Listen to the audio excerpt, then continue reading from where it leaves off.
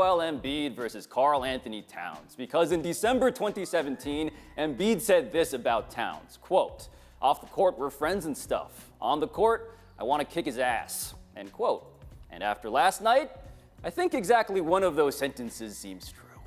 Wow, and look at this. Whoa! Embiid going at it with Karl-Anthony Towns. And the bench is empty. That is, I think, grappling. That is wrestling. That is an MMA. That is Ben Simmons. Shout out to all the people in the suits, by the way, willing to engage, because I wouldn't. Like Brett Brown, you could have been the new Jeff Van Gundy. He could have been. He didn't fully commit to grabbing the leg, but Ben Simmons did. And there's Embiid, man, just winning the crowd. You mean the crowd he already had? The crowd he always wants to win, no matter how popular he already is. But who comes out of this looking better? Nobody looks good in this. Like, I do feel like we as viewers were privy to a milestone moment, because that appears to be the first time that either one of those two dudes had ever been in a fight. And that would totally make sense, because nobody really wants to fight the 7-foot dude. But how does anybody come out of this looking good? Does anybody come out of this looking like some kind of tough? Because I don't think that's what happened here. And they were both trying to win the respect of a man who is on neither of their teams. The name that has been unsaid, but it's all over this, is Jimmy Butler, right? This is what it's about. Jimmy Butler, who is apparently organizing this martial arts tournament, ends up being the guy that everyone's still trying to impress, because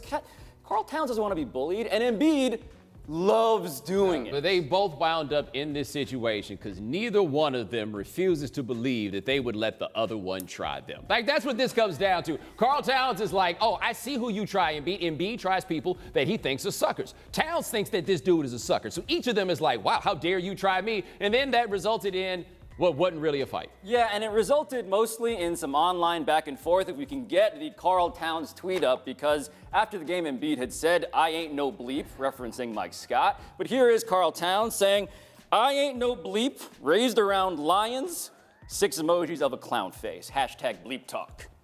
And now we have our man Embiid, and he says the tough guy act ain't cutting it. You know what you are. You know what you've always been, a bleep. It's a known thing that I own you. And this makes me feel like I am watching 2 millennials self-destructing, Bomani. This is what it felt like.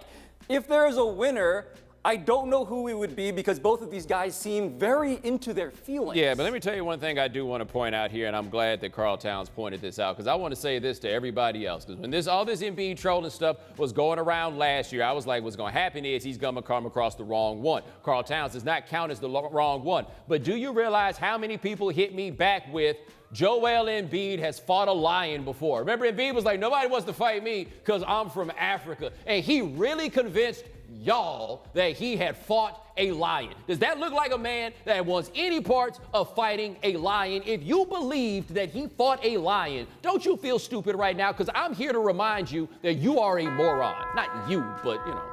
Thank you.